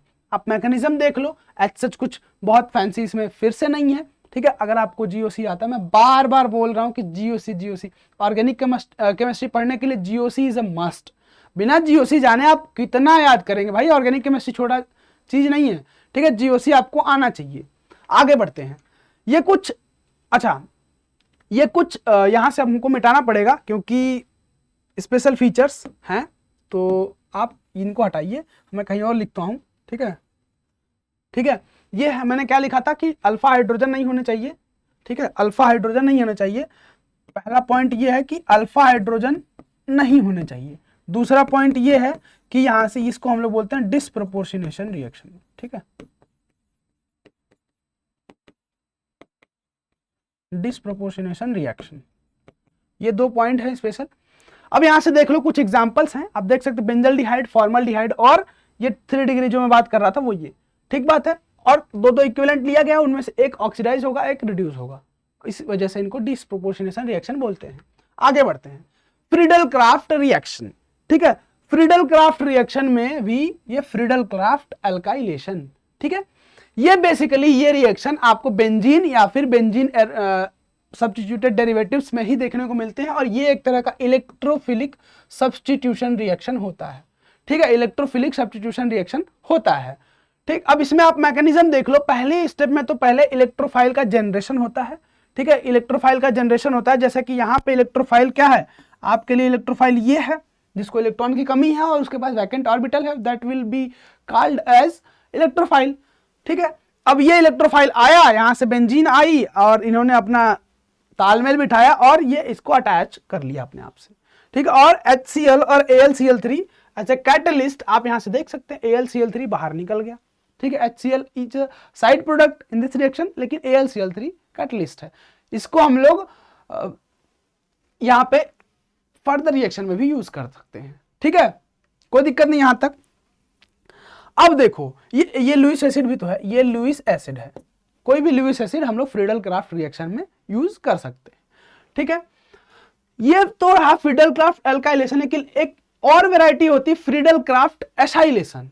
अब एसाइलेशन या फिर अल्काइलेशन बेसिकली ये जो कार्बोकैटायन बन रहे हैं या फिर हम लोग बोलते हैं, हाँ, इनको जो इलेक्ट्रोफाइल बन रहा है इनके बेसिस पे हम लोग बात करते हैं, नाम देते हैं। ये जो इलेक्ट्रोफाइल बना इसमें अल्काइल कार्बोकैटायन बना, इसमें असाइल कार्बोकैटायन बनेगा, इस वजह से इसको हम लोग एसाइलेशन, बेंजीन पे बेसिकली असाइल ग्रुप का एडिशन को एसाइलेशन बोलते हैं, ठीक है। अब इसमें बहुत सारे आते हैं, जैसे मान लो कि क्लोरीनेशन, ठीक है, क्लोरीनेशन आता है आपका, या फिर मैं सिंपली बात कर लूं हैलोजिनेशन बोलना ठीक रहेगा, क्लोरीनेशन तो बहुत ही स्पेसिफिक हो जाएगा, ठीक है।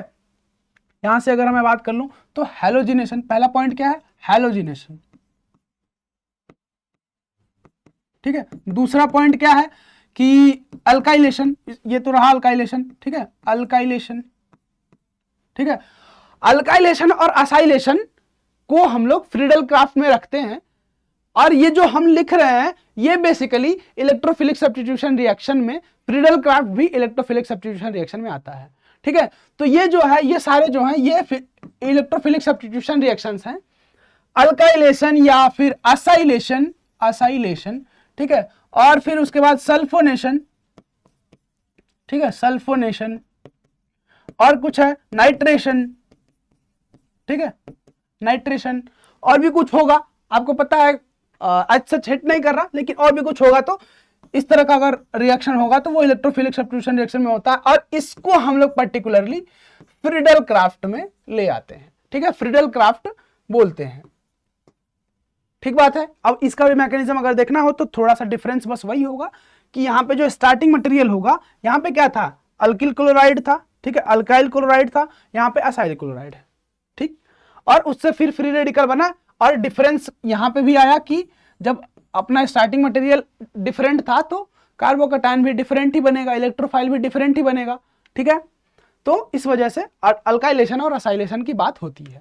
आगे बढ़ते हैं, फिशर स्टरीफिकेशन, ठीक है, स्टरीफिकेशन प्रोसेस है ना।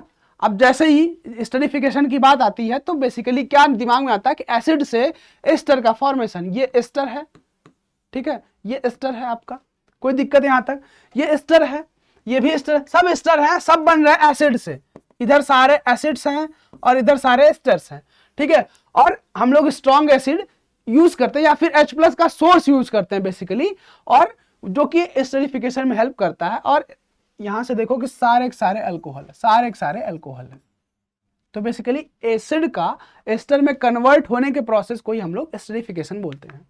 ये रहा मैकेनिज्म आपका, पहले आप H+ लेते हैं, ठीक है, और प्रोटोनेट करते हैं अपने एसिड को, फिर वहां से दूसरा जो अल्कोहल यूनिट है उसको मौका मिलता है, वो यहाँ पे न्यूक्लियोफिलिक, यहाँ जो कार्बन है, कार्बोनिल वाला कार्बन या फिर एसिड वाला जो कार्बन है उस पर अटैक करता है, क्योंकि वहां पे पार्शियल पॉजिटिव चार्ज आता है, और फिर ये रिएक्शन उसी तरीके से आगे बढ़ती है। आप देख सकते हैं ये रिएक्शन, आप देख सकते हैं एसिड से बेसिकली क्या हुआ, एसिड से हमारा एस्टर का फॉर्मेशन हुआ, और इस प्रोसेस को हम लोग एस्टरीफिकेशन बोलते हैं, ठीक है। विलियमसन ईथर सिंथेसिस, नाम से ही लग रहा है कि कुछ ईथर का फॉर्मेशन हो रहा है, ईथर्स का सिंथेसिस हो रहा है। ठीक है, अब ध्यान दे, ये देने वाली बात है कि हम लोग यहाँ पे जो एसिड सॉल्ट या फिर अल्कोहल सॉल्ट है, एसिड सॉल्ट तो नहीं बोलूंगा, ठीक है, अल्कोहल सॉल्ट है, ठीक है, और यहाँ पे अल्किल हैलाइड है। बेसिकली इसमें लिविंग ग्रुप्स होते हैं, सब में लिविंग ग्रुप्स होते हैं, और यहाँ पे ये डेल्टा पॉजिटिव कंटेन करने वाले सेंटर होते हैं। ठीक है, अब ये जो सॉल्ट है उनका जो नेगेटिव पार्ट है, ठीक है, अल्कोक्सी पार्ट जो है नेगेटिव चार्ज लिए हुए, वो यहाँ पे न्यूक्लियोफाइल की तरह अटैक करेगा और लिविंग ग्रुप बाहर निकलेगा, और हमें क्या मिलेगा, एथर का फॉर्मेशन होगा। ठीक है, एथर का फॉर्मेशन होगा। इसमें भी बहुत बार क्वेश्चन आता है, बहुत बार ये अल्कोक्सी ग्रुप भी वेरी करके देता है और अल्किल हैलाइड भी वेरी करके देता है। तो बेसिकली आपको जो यहाँ पे लीविंग टेंडेंसी है वो ध्यान में रखना है। ठीक है, लीविंग टेंडेंसी है वो ध्यान में रखना है, और फिर उसके बाद न्यूक्लियोफिलिक टेंडेंसी। ठीक है, न्यूक्लियोफिलिक टेंडेंसी, न्यूक्लियोफिलिक टेंडेंसी, ये ध्यान में रखेंगे तो आप सही जो है ईथर का फॉर्मेशन कर पाएंगे। विलियमसन ईथर सिंथेसिस इसको हम लोग बोलते हैं। ये छोटा सा इसका मैकेनिज्म है, आप देख सकते हैं। ठीक है, आप देख सकते हैं। आगे बढ़ते हैं, ये कुछ, अच्छा फिर मैंने लिख दिया यहाँ पे भाई, अच्छा चलो इसको मिलाते हैं। क्या है, न्यूक्लियोफिलिक टेंडेंसी, आपने पहला तो देख ही लिया था। ठीक है, अब यहां से दूसरा क्या है, न्यूक्लियोफिलिक टेंडेंसी, न्यूक्लियोफिलिक टेंडेंसी।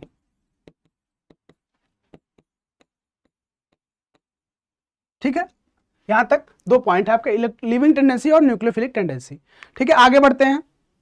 ये देखो डायटाइजेशन रिएक्शन, तो जो बेसिकली लोग गलतियां करते हैं याद करने में, इसको सैंडमेयर में रख देते हैं। जो मैंने शुरू में ही बोला था कि एनिलीन से आपका जो डाइजोनियम सॉल्ट का फॉर्मेशन होता है वो होता है डाइटाइजेशन ऑफ एनिलीन। ठीक है, डाइजोनियम सॉल्ट का फॉर्मेशन डाइटाइजेशन बोलते हैं। यहां से जो हैलोजिनेशन होता है या फिर हैलो बेंजीन का फॉर्मेशन होता है उसको हम लोग बोलते हैं क्या, उसको हम लोग बोलते हैं सैंडमेयर रिएक्शन। इस प्रोसेस, ये प्रोसेस इन्वॉल्व नहीं होता है। ठीक बात है, आगे बढ़े।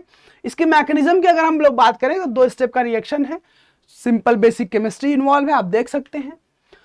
इटार्ड रिएक्शन अगला आता है। इटार्ड रिएक्शन क्या है, ये इसको हम लोग बोलते हैं क्रोमिल क्लोराइड। ठीक है, क्रोमिल क्लोराइड, ये क्या है, क्रोमिल क्लोराइड। ठीक, और इसमें क्या होता है, बेसिकली जो बेंजीन से लगे हुए कार्बन होते हैं उन पे उनका ऑक्सीडेशन होता है। ठीक है, उनका ऑक्सीडेशन होता है और बेंजल्डिहाइड का फॉर्मेशन होता है। ये बेसिक सी रिएक्शन है, और यहां से इसको आप लोग याद करते हैं कि टोलुइन से बेंजल्डिहाइड का फॉर्मेशन को हम लोग इटार्ड रिएक्शन बोलते हैं। ठीक है, आगे बढ़े। सिंपल सी रिएक्शन है हेल्महोल्ट्ज जेलेंस्की, जिसको हम लोग HVZ रिएक्शन भी बोलते हैं। ठीक है, इसको हम लोग क्या बोलते हैं, HVZ रिएक्शन भी बोलते हैं। आप देख सकते हैं यहां पे, इसको मैं लिख दूं HVZ रिएक्शन। ठीक है, क्या होता है कि हमारे पास एसिड होता है। ठीक है, हमारे पास एसिड है और एसिड को इस तरह के कुछ रिएक्शन कंडीशन ट्रीट किया जाता है तो अल्फा हेलो एसिड का फॉर्मेशन होता है, अल्फा हेलो एसिड का फॉर्मेशन होता है।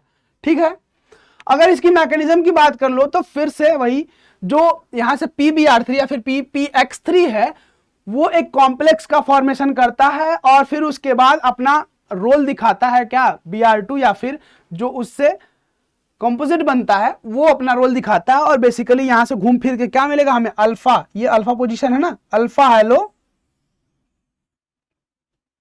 एसिड। ठीक है, आगे बढ़ते हैं, आगे बढ़ते हैं। ठीक है, यहां से ये रहा अल्फा हेलो एसिड आपका, ये 2 स्टेप की रिएक्शन है। यहां से एक पार्ट ये है, दूसरा पार्ट ये है। ठीक है, तो इस ये इनोलेट का फॉर्मेशन, इनोलेट फिर उसके बाद X2 आता है और यहां से डबल बॉन्ड इस पे अटैक करेगा और आपका अल्फा हेलो एसिड का फॉर्मेशन होता है। ठीक है, ये अल्फा हेलो एसिड नहीं है, बेसिकली आप देख सकते हो, खुद से भी देख सकते हो। ये 2 पार्ट का रिएक्शन है जिसमें एक स्टेप 1 स्टेप 2 यहां आप देख सकते हैं और स्टेप 3 स्टेप 4 यहां देख सकते हैं।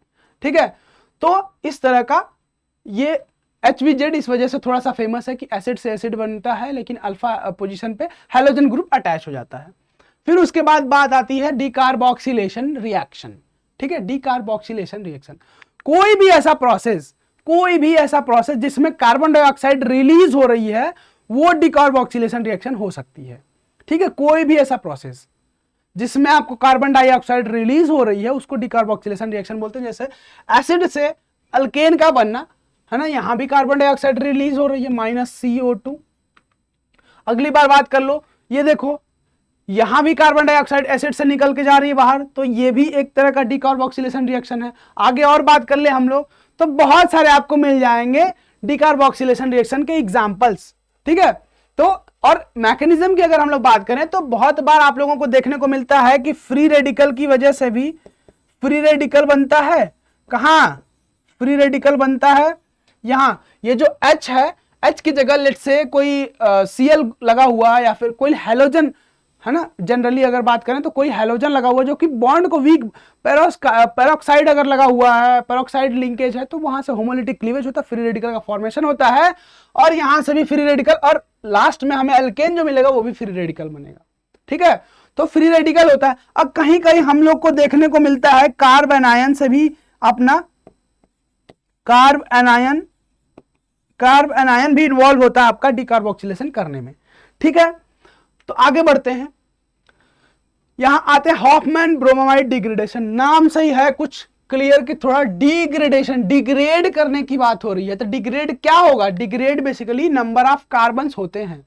अमाइड से है ना अमीन का फॉर्मेशन, अमाइड से अमीन का फॉर्मेशन को हम लोग, और in the presence of this particular set of reaction, amide से अमीन का फॉर्मेशन, इसके प्रेजेंस में हम लोग क्या बोलते हैं? डिकार्बोक्स हॉफमैन ब्रोमाइड डिग्रेडेशन। ठीक है, तो आपको एग्जांपल तो बहुत सारे मिल जाएंगे। हम मैकेनिज्म की बात करते हैं। आप यहां से चलोगे और स्ट्रॉन्ग बेस यूज किए हो तो ये N है, N से H लगा हुआ है, उस H को बेस निकालेगा, वहां पे नेगेटिव चार्ज आएगा और यहां पे आप धीरे धीरे धीरे धीरे बढ़ते हुए आएंगे और आपको यहां पे अमीन का फॉर्मेशन मिलेगा। ठीक बात है, आगे चलते हैं। ठीक है, आगे चलते हैं। आगे अगर आते, और यहां इन पूरे प्रोसेस में आप देख सकते हैं कि यहां कितना था, लेट्स से यहां पे एक ये था एल्किल ग्रुप थी और यहां पे ये ग्रुप था, दो पार्ट में चले हैं हम, और हमें लास्ट में क्या बचा? सिर्फ और सिर्फ एल्किल ग्रुप ही बचा। ये वाला कार्बन प्रोडक्ट में जाके क्या हुआ? जाते जाते डिग्रेड हो गया। ठीक है, इसी वजह से इसका नाम डिग्रेडेशन भी है। आगे बढ़ते हैं, गैब्रियल थैलामाइड सिंथेसिस कुछ उसी तरह का है। बेसिकली क्या है, यहां से इसको हम लोग थैलीमाइड बोलते हैं। ठीक है, PHTH, थोड़ा सा इन यूनिक स्पेलिंग है इसका, PHTHALIMID, थैलीमाइड। तो यहां से हमें 1 डिग्री अमीन का फॉर्मेशन होता है।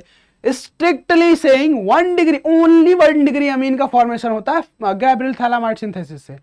इस प्रोसेस को हम लोग गैब्रियल थैलामाइड सिंथेसिस कहते हैं। इसमें बेसिकली 1 डिग्री अमीन का फॉर्मेशन होता है। और अगर हम मैकेनिज्म की बात करें तो फिर से आपने क्या किया था? यहां पे बेस यूज किया है, ये वाले, ठीक है, बेस यूज किया है, तो क्या होगा? यहां से आप देख सकते हैं, ये वाला देखो, यहां एल्किल ग्रुप है ना, यही वाला आपको अमीन मिलेगा बन के। ठीक है, यही वाला आगे जाके यहां से अमीन मिलेगा। ठीक है, अब यहां पे ऐसा हुआ मैकेनिज्म, हम लोग यहां से पोटेशियम थैलीमाइड इसको बोलते हैं, यहां से स्टार्ट होती है reaction, potassium salt of phthalimide. ठीक है, PHTH। ठीक है, यहां से स्टार्ट होती है और यहां पे नेगेटिव चार्ज बना, बेसिकली ये H था। ठीक है, H था, यहां से स्टार्ट होती है, आगे बढ़ती है रिएक्शन और ऐसे घूम फिर के आपको 1 डिग्री अमीन का फॉर्मेशन होता है। ये देखो 1 डिग्री अमीन ही है। ठीक है, 1 डिग्री अमीन का फॉर्मेशन होता है। ठीक है, आगे चलते हैं।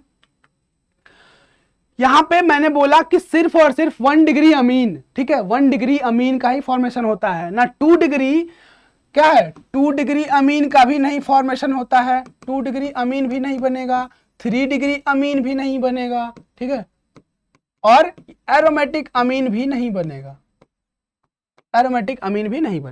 ठीक है, ये स्ट्रिक्टली 1 डिग्री अमीन के फॉर्मेशन को होता है। बहुत तरीके से, बहुत क्वेश्चन में बहुत अलग अलग तरीके से यूज किया जाता है, आपको चेक करने के लिए या फिर कोई अननोन प्रोडक्ट रिएक्टेंट दे दिया है, आपको फॉर्मूला दे दिया है और बोल रहा है कि ये इस तरह से रिएक्शन जा रही है, 1 डिग्री अमीन का फॉर्मेशन हो रहा है, आप बताइए क्या है। तो वहां पे यूज होते हैं कॉन्सेप्ट। ठीक है, आगे बढ़ते हैं। कपलिंग रिएक्शन, ठीक है, कपलिंग रिएक्शन आपको थोड़ा सा अलग यहाँ पे चार्ट दिखेगा। ठीक है, तो वो क्या है कि कपलिंग रिएक्शन बेसिकली क्या होती है कि नॉर्मल C2C बॉन्ड फॉर्मेशन को हम लोग कपलिंग रिएक्शन बोलते हैं, चाहे वो कोई भी रिएक्शन हो। ठीक है, कोई भी रिएक्शन हो, कार्बन कार्बन बॉन्ड फॉर्मेशन को ही हम लोग कपलिंग रिएक्शन बोलते हैं। अब यहां से अगर बात कर लें हम, तो ये देखो, इसके बारे में हम लोग बात कर चुके हैं, वुड्स-फिटिक रिएक्शन, इसके बारे में हम लोग बात कर चुके हैं, इसके बारे में हम लोग बात, और कहां गया तुम्हारा, हाँ ये रहा, और एक वुड्स-फिटिक रिएक्शन भी है। और ये जो है ना, ये सारे आपके सिलेबस में नहीं है, लेकिन यहां भी अगर आप देखोगे ना, तो यहां से यहां तक कार्बन कार्बन बॉन्ड का फॉर्मेशन हो रहा है। यहां से जो था ना, ये वाला था, और यहां पे एक R जुड़ा, R' ये था, और यहां से R जुड़ा है। ठीक है, कार्बन कार्बन बॉन्ड का फॉर्मेशन हुआ है। यहां से भी वही सेम चीज है, कार्बन कार्बन बॉन्ड का फॉर्मेशन यहां भी, यहां भी। ठीक है, ये हायर क्लासेस में आप लोग को देखने को मिलती है। तो आपके सिलेबस में जो वुड्स है, वुड्स फिटिक है या फिर फिटिक रिएक्शन है, ठीक है, ये सारे सारे कपलिंग रिएक्शन होते हैं। ये बेसिकली नेम रिएक्शन नहीं है, ये एक नेम रिएक्शन नहीं है, नेम रिएक्शन नहीं है, ये कपलिंग रिएक्शन एक वैरायटी है। इसमें से हम लोगों ने बहुत सारे नेम रिएक्शन नहीं पढ़े हैं, जो इसमें इन्वॉल्व है वो सारे नेम रिएक्शन नहीं है, जैसे कि डिकार्बोक्सिलेशन, ठीक है, एस्टरिफिकेशन, ठीक बात है, कपलिंग रिएक्शन। ठीक है, ये नेम रिएक्शन नहीं है। तो आप लोग बोलोगे कि शायद जब नेम रिएक्शन नहीं है, आपने टाइटल दिया नेम रिएक्शन, तो नेम रिएक्शन नहीं है तो इसमें रखा क्यों। बहुत बार अल्डोल, बहुत बार ऐसा पूछने को देखने को हमें मिला है कि क्वेश्चन पूछता है कि इन विच ऑफ द फॉलोइंग, है ना, name reaction is not included. ठीक है, अल्डोल दे दिया, कैनिजारो दे दिया। हम हंसते खेलते बचपन से देखते आ रहे हैं कि जब बंदा आता है केमिस्ट्री पढ़ने लगता है एनसीईआरटी, तो वो अल्डोल को नेम रिएक्शन ट्रीट करता है, या फिर और भी बहुत सारे ऐसे हैं। ठीक है, हैलोफॉर्म जैसे बोलते हैं। ठीक है, हैलोफॉर्म या फिर आइडोफॉर्म रिएक्शन जो है वो नेम रिएक्शन तो नहीं है। उसमें अभी मैंने बात किया कि वहां पे आइडोफॉर्म बनता है या फिर हैलोफॉर्म या फिर क्लोरोफॉर्म बनता है, इस वजह से उसका नाम हैलोफॉर्म या फिर आइडोफॉर्म या फिर क्लोरोफॉर्म टेस्ट है, रिएक्शन है। ठीक बात है। तो इस वजह से हमने इसको इंटेंशनली इसको रखा था कि आपको बता सकें कि नेम रिएक्शन किसी साइंटिस्ट के नाम पे होता है, इस वजह उनका नाम यूज हो, इसलिए उसको नेम रिएक्शन बोलते हैं। प्रोसेस जो होता है उनको नेम रिएक्शन नहीं बोलते, चाहे वो कितना भी फेमस प्रोसेस है। रिमर टिमर एक नेम रिएक्शन है। ठीक है, चले आगे। अब देखो कार्बाइलामाइन रिएक्शन, बेसिकली यहां क्या होता है, अमीन से आइसोसाइनाइड का फॉर्मेशन होता है। ठीक है, आइसोसाइनाइड का फॉर्मेशन होता है।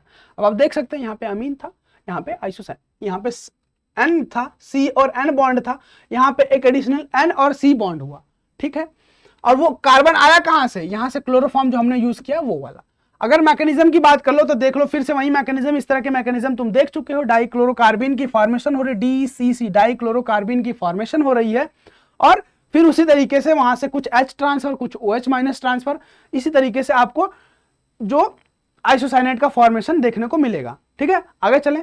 और इसको हम लोग कार्बाइलामाइन टेस्ट भी नाम जानते हैं। कार्बाइलामाइन टेस्ट क्या होता है, बेसिकली ये क्या है, 1 डिग्री अमीन का टेस्ट है। ठीक है, 1 डिग्री अमीन का टेस्ट है।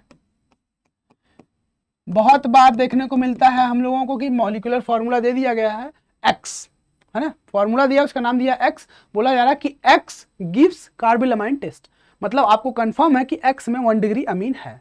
ठीक है, तो यहां से देखो कौन कौन सा, जैसे पूछ देगा कि कौन सा आपको कार्बाइलामाइन टेस्ट देगा, तो जितने 1 डिग्री है यार देख लो वो टेस्ट देंगे आपका। ये तो 1 डिग्री नहीं है, नहीं देगा, ये देगा 1 डिग्री है, और यहाँ क्या 1 डिग्री नहीं, ये भी नहीं है, और ये क्या है, ये भी 1 डिग्री, ये भी देगा। तो ये दोनों कार्बाइलामाइन टेस्ट देंगे और बाकी ये दोनों नहीं देंगे। ठीक है, तो आगे बढ़ते हैं। रिफॉर्मेट्स की रिएक्शन, ये बहुत ही मतलब ना प्यारी सी रिएक्शन है, बहुत प्यारी सी रिएक्शन है। आप देख सकते हो कि यहाँ पे जो अल्फा पोजीशन पे क्या है, एक लिविंग ग्रुप है या फिर हेलो ग्रुप है, वो जुड़ा होता है, और एक और आपको कार्बोनिल कंपाउंड दिया होता है, और in the presence of zinc and acidic medium हम लोगों को क्या मिलता है, एक condense form, beta hydroxy ester condense form. ठीक है, कंडेंस, इसको रिफॉर्मेट्स की कंडेंसेशन भी बोल सकते हैं हम लोग। ठीक है, ये हम लोगों को मिलता है। तो इसका अगर मैकेनिज्म देखें तो यहाँ जो हैलोजन लगा हुआ है, यहाँ पे पर्टिकुलरली ब्रोमीन जो लगा हुआ है, ठीक है, उस अगले स्टेप में क्या हुआ, इस ब्रोमीन के बॉन्ड को ब्रेक किया किसने, जिंक ने, और आके अटैच हो गया। ठीक है, इस तरह का हम लोग थोड़ी देर पहले देखे थे। ठीक है, जो पैलेडियम इंसर्ट हुआ था रोजेनमुंड रिएक्शन में, आप याद है ना, उसको हम लोग क्या बोलते हैं, ऑक्सीडेटिव कपलिंग बोलते हैं, ऑक्सीडेटिव एडिशन बोलते हैं, ऑक्सीडेटिव एडिशन। ठीक है, ऑक्सीडेटिव एडिशन बोलते हैं हम लोग। वहां यहां भी वही चीज हुआ है, देखो ना, यहाँ पे देखो जिंक का 0 ऑक्सीडेशन स्टेट में था, अब यहाँ आ गया अगर तो +2 ऑक्सीडेशन में हो गया ना, तो ऑक्सीडेटिव एडिशन हो गया ना। तो इस तरह से ये कॉम्प्लेक्स बनता है। और आगे बढ़ते जाएं, एक बहुत ही, अगर मैं ट्रिक के बारे में बात करूं ना, तो ट्रिक बस तुमको ये देखना है कि लेट्स से तुमको ये दिया हुआ R1 और यहाँ कार्बन है, यहाँ ब्रोमीन जुड़ा हुआ है। ठीक है, ये इस तरह से, और अगले वाले पे तुम्हें COOET दिया हुआ है। ठीक है, तो बेसिकली तुम्हें क्या करना है ना, और तुम्हें एक साथ में इस तरह का एक और मोइटी दिया होगा जिसपे ये अटैक करेगा। तो बेसिकली क्या करना है तुम्हें, इस वाले का ये वाला हटा के तुम्हें यहाँ पे एनायन बना देना है सिंपली, और कुछ नहीं सोचना है। रिएक्शन मैकेनिज्म चाहे कितना भी टफ लिखे तुम्हें क्या करना, R यहाँ पे कार्बन था, यहाँ COOET था, और यहाँ पे नेगेटिव चार्ज बना दिया है। अब ये एज ए न्यूक्लियोफाइल काम करेगा इस पे और अटैक करेगा एक कंडेंस बीटा कीटो या फिर बीटा हाइड्रोक्सी एस्टर का फॉर्मेशन करेगा। इस पूरे रिएक्शन को हम लोग बोलते हैं रिफॉर्मेट्स की रिएक्शन। ठीक है, क्लियर है, आगे चलते हैं। नॉवेन एंजल रिएक्शन। ठीक है, नॉवेन एंजल, इसको कंडेंसेशन भी बोलते हैं। आप देख सकते हैं कि ये दोनों मिलकर कंडेंस हुआ है। बेसिकली यहां से ये H2 और ये O, ये दोनों H2O के फॉर्म में बाहर निकले और ये पूरा मॉलिक्यूल कंडेंस हो गया। ठीक है, अब देखो ये जो सबस्ट्रेट यूज हुआ है, ये पर्टिकुलरली क्या यूज हुआ है, इसमें एक्टिव मेथिलीन हमें चाहिए। ठीक है, एक्टिव मेथिलीन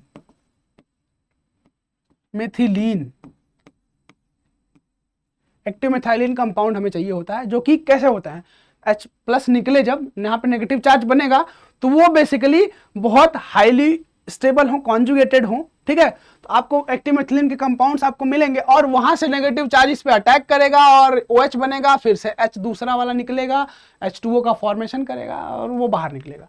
रिएक्शन मैकेनिज्म अगर देखो तो वही सेम चीज है। देखो यहाँ पे इस वाले जो ग्रुप होता है, इसको हम लोग, इस वाले कार्बन को हम लोग बोलते हैं एक्टिव मेथिलीन, जो कि 2 ऐसे ग्रुप के बीच में होते हैं जहां से वहां जो नेगेटिव चार्ज अगर बने, एनायन बने, तो वो बहुत ज्यादा स्टेबल होता है। ठीक है, आगे चलते हैं, आगे चलें। तो इस तरह से ये रिएक्शन 2 स्टेप की रिएक्शन है, बहुत ही सिंपल रिएक्शन है। यहाँ पे देखो मैंने एनायन की बात किया ना, कार्बन की बात किया, वो कार्बन ये रहा, ये, और ये एज ए न्यूक्लियोफाइल उस पर अटैक करेगा और फिर उसके बाद कंडेंस होके तुम्हें ये देखो ये कंपाउंड तुम्हें मिला। ठीक है, ये हुआ बेसिकली क्या हुआ, ये तुम्हारा एक्टिव मेथिलीन वाला ग्रुप था, और यहां से ये जो दूसरा वाला एल्डिहाइड या फिर कीटोन दिया हुआ था, वो दोनों कंडेंस हो गए ना, दोनों कंडेंस हो गए, वही तो मिलना था हमें। आगे बढ़ते हैं, ये MPB रिडक्शन है ना, ये एक थोड़ी सी है ना यूनिक रिएक्शन है। इसका यूनिक इसलिए है ना कि ये फॉरवर्ड डायरेक्शन में जब जाती है या फिर बैकवर्ड डायरेक्शन में, इसके एक स्टेप को हम लोग रिडक्शन बोलते हैं, उसको MPB रिडक्शन बोलते हैं, Meerwein Ponndorf and Verley, Meerwein Ponndorf and Verley reduction बोलते हैं। और उसी का जो रिवर्स होता है ना, उसको हम लोग किसी और नेम रिएक्शन जानते हैं, जिसको हम लोग बोलते हैं ओपन और ऑक्सीडेशन। ठीक है, ओपन और ऑक्सीडेशन। ठीक, अब इसमें क्या होता है, बेसिकली एक अल्कोहल और एक कीटोन या फिर अल्डिहाइड है ना यूज होते हैं, और वो दोनों एक बार जो अल्कोहल है वो ऑक्सीडाइज होगा, जो कार्बोनिल है वो रिड्यूस होगा। वो कैसे रिड्यूस होगा, देखो यहां से मैकेनिज्म देख लो, इसमें एल्युमिनियम आइसोप्रोपॉक्साइड यूज होता है, एल्युमिनियम आइसोप्रोपॉक्साइड यूज होता है। और इन तीनों का है ना, इन तीनों का ही रोल एक भरपूर मात्रा में आपको देखने को मिलता है। ठीक है, भरपूर मात्रा में इसलिए कि अगर मैं बात करूं ये मैकेनिज्म तो आप समझ लोगे। यहाँ पे एक साइक्लिक 6 मेंबर्ड रिंग बनती है जो कि ट्रांजिशन स्टेट होती है, साइक्लिक 6 मेंबर्ड रिंग। ठीक है, ठीक है, जिसको हम जैसे कि ये है, ये एक ट्रांजिशन स्टेट बोलते हैं या फिर कॉम्प्लेक्स भी बोल सकते हैं इसको हम लोग। तो कॉम्प्लेक्स इसलिए बोलते हैं क्योंकि यहाँ पे मेटल यूज है ना, मेटल क्या नाम है, कॉम्प्लेक्स और ट्रांजिशन स्टेट दोनों अलग अलग चीज होती है, थोड़ी सी डिफरेंस होती है, दोनों ही शॉर्ट लिव्ड होती है। ठीक है, तो मेनली क्या होता है कि जहां पे मेटल वगैरह इन्वॉल्व होते हैं उनको हम लोग कॉम्प्लेक्स बोलते हैं। ठीक है, कॉम्प्लेक्स का फॉर्मेशन बोलते हैं। और जहाँ पे मेटल नहीं होते उनको हम लोग ट्रांजिशन स्टेट बोलते हैं। एज सच इसका कोई रूल वगैरह नहीं है, ठीक है। आगे बढ़े हम लोग, तो ये हुआ, देखो एक बार क्या हुआ, ये वाला जो है ग्रुप, कीटोन वाला जो ग्रुप है या फिर एल्डिहाइड, वो रिड्यूस हो रहा है, यहाँ देखो वो रिड्यूस हो रहा है, अल्कोहल में कन्वर्ट हो रहा है। इसको हम लोग क्या बोल रहे हैं, एमपीवी रिडक्शन बोलते हैं, ठीक है। और वहीं दूसरी बार क्या हो रहा है, अगर ये वापस प्रोसेस आ रहा है ना, ये अल्कोहल क्या हो रहा है, R1 R2 देखो, यहाँ देखो, ये R1 R2 किसमें कन्वर्ट हो, ऑक्सीडाइज हो जा रहा है, ठीक है। तो इसको हम लोग ओपन आर ऑक्सीडेशन बोल सकते हैं, ठीक है। इसमें स्पेशल फीचर ये होता है कि, पहली बात स्पेशल फीचर ये है कि ओपनर ऑक्सीडेशन जो होता है मेनली इसलिए पढ़ा जाता है कि हम लोग कीटोन या फिर इसको अल्डिहाइड को हम लोग रिड्यूस करते हैं और हमें अल्कोहल करस्पॉन्डिंग मिलता है, ठीक है। तो लोग बात ये कर सकते हैं कि जब ये प्रोसेस इतना ही रिवर्सिबल होता है, अगर ये रिवर्सिबल है तो हमारा फायदा क्या हुआ, हमने रिड्यूस जैसे ही किया वो तुरंत ऑक्सीडाइज होकर फिर से उसी फॉर्म में आ जाएगा, तो फिर हमारे मतलब की रिएक्शन हुई क्या। तो स्पेशल फीचर ये है कि ये जो एसीटोन है ये लो बॉइलिंग है, ठीक है, low boiling acetone. Low boiling acetone का मतलब क्या है कि जैसे ही ये बनेगा, ठीक है, लो बॉइलिंग, ठीक है, एसीटोन जैसे ये बनेगा, ठीक है, ये इवापोरेट हो जाएगा, तो तुम्हें अल्कोहल तो मिल जाएगा ना तुम्हारा करस्पॉन्डिंग। तो एक तो ये होगा स्पेशल फीचर इसका कि अगर हमें अल्कोहल चाहिए तो हम लोग इसको इवापोरेट कर सकते हैं या फिर रिमूव कर सकते हैं एसीटोन को किसी और मेथड से, तो हमें अल्कोहल मिल जाएगा या फिर ये रिएक्शन फॉरवर्ड डायरेक्शन में शिफ्ट हो जाएगी, अगर मैं टेक्निकली बात करूं तो, ठीक है। ये बात हो गई। दूसरी बात ये है कि जैसे कि मान लो ये वाला अल्कोहल इधर की तरफ, अगर यहाँ पे मान लो ये वाला एसीटोन को हम किसी और तरीके से इंगेज कर लें तो भी तो बढ़ जाएगा ना, तो भी बढ़ जाएगा क्या, यील्ड बढ़ जाएगा अल्कोहल का, ठीक है। तो इस तरह से कुछ स्पेशल फीचर्स इसके होते हैं, तो ये रिएक्शन बहुत ही हेल्पफुल होती है, ठीक है। ये बात हो गई, दो रिएक्शन हमने यहाँ पे देखा।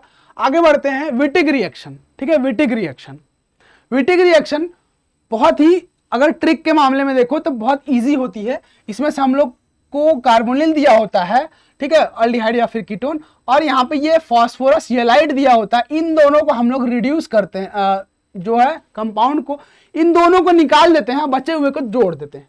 अब यहां से देख लो, यहां से RC ये लाल वाला जो है इस हरे वाले के साथ जुड़ गया और ये जो O था ये बाहर चला गया, ठीक है। इसका नाम भी पर्टिकुलरली लिखा हुआ है इसके फॉर्म में, ठीक है। तो आपको मैकेनिज्म अगर नहीं भी आ रहा है तो ये रिएक्शन बहुत इजी है। बेसिकली यहाँ पे क्या हो रहा है, अल्कीन का फॉर्मेशन हो रहा है या फिर ओलिफिन्स बोलते हैं हम लोग, अल्कीन्स को ही ओलिफिन्स बोलते हैं, उनका फॉर्मेशन हो रहा है और जो साइड प्रोडक्ट्स हैं वो ट्राइफेनाइल फॉस्फीन ऑक्साइड, ठीक है। अगर मैकेनिज्म देखना ही है तुम्हें, नहीं मानोगे अगर, तो देख सकते हो इस तरह से। जो ये बॉन्ड है इसको हम लोग PH, यहां से PH, यहां से PH और यहाँ पे ऑक्साइड, ये CH2, ठीक है। ये इसको हम लोग इस फॉर्म में भी लिखते हैं, ये CH2, और इसी को हम लोग इस फॉर्म में भी लिखते हैं, ठीक है। तो इस तरह से अगर हम लोग स्टार्ट करें तो एक साइक्लिक ट्रांजिशन स्टेट बनता है, 4 मेंबर रिंग जो कि बहुत ज़्यादा स्ट्रेंड होती है, और ये बॉन्ड फिर ऐसे टूटता है और नए नए कार्बन कार्बन बॉन्ड का फॉर्मेशन होता है और हमें जो है क्या नाम है, एल्कीन का फॉर्मेशन होता है, ठीक है। आगे बढ़ें, ये होता है उल्मान कपलिंग एक बहुत ही सिमिलर रिएक्शन है किसके, वो जो तुम शुरू में पढ़े थे, कौन शुरू में पढ़े थे, वुड्स-फिटिग रिएक्शन, उनके जैसी है सिमिलर रिएक्शन। यहाँ भी मैकेनिज्म सेम होता है, बस चेंज क्या होता है इसमें, हम लोग कॉपर ब्रॉन्ज ये मिक्सचर यूज करते हैं, उधर हम लोग मेटालिक सोडियम यूज करते थे। बाकी प्रोडक्ट तुम्हें उसी तरीके से मिलेगा। और तुम्हारे पास यहाँ से अगर बात करोगे, आओगे तो यहाँ देखो, यहाँ भी कुछ ऑक्सीडेटिव रिएक्शन, ऑक्सीडेटिव एडिशन होगा। यहाँ से कॉपर 0 स्टेट में था, यहाँ से आया कॉपर इनके बॉन्ड के बीच में इंसर्ट हो गया, तो ये +2 ऑक्सीडेशन में आया और फिर से आया, आगे की तरफ आया और दूसरा वाला अराइल हलाइड आया, वहां फिर ऑक्सीडेटिव एडिशन हुआ। मतलब देखो यहाँ पे 0 2, ठीक है, यहाँ पे +1, यहाँ पे +3, मतलब कितने सारे कॉपर के ऑक्सीडेशन स्टेट तुम्हें देखने को मिल रहे हैं, ठीक है। अब यहां से जैसे ही निकलेगा ना, ये कॉपर +1 के फॉर्म में निकल जाएगा। तो इस तरह से ये रिएक्शन प्रोसीड करती है और हमें फिर से यहाँ पे कार्बन बॉन्ड ही मिलता है, ये भी एक कपलिंग रिएक्शन है, ठीक है। और मैकेनिज्म देख लो अगर, तो यहाँ भी ये जो फ्री रेडिकल है इसका फॉर्मेशन होता है, फ्री रेडिकल इसका फॉर्मेशन होता है और उसी के मैनर में रिएक्शन प्रोसीड करती है।